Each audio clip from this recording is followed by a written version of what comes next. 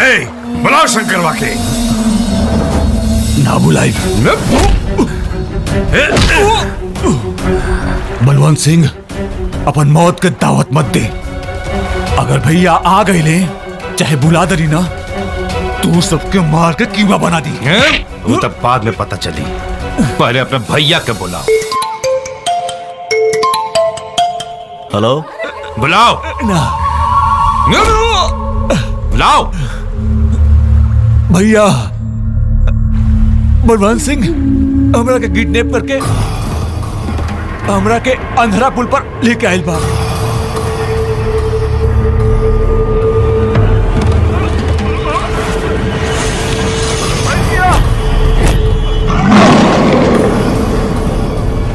लगा दे भाग ओकर दुनिया जरा दे।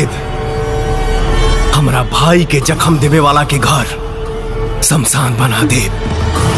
हाँ पता नहीं। भैया भैया विक्रम, शेर के शिकार करे खातिर बकरी के छोड़े के पड़ी। भैया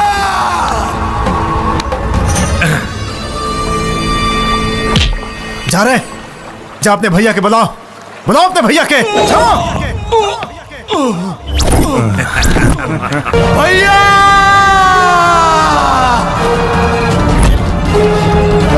भैया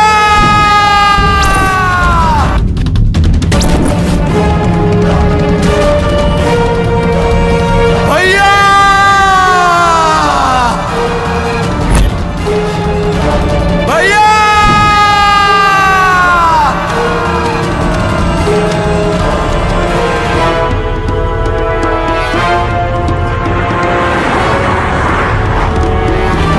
भैया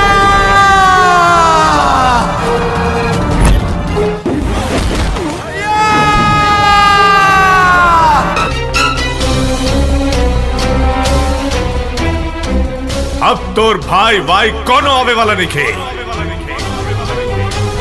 भाई तका खुद यमराज भी तोरा का बचा ना सकेलन। खत्म कर दे एकरा के।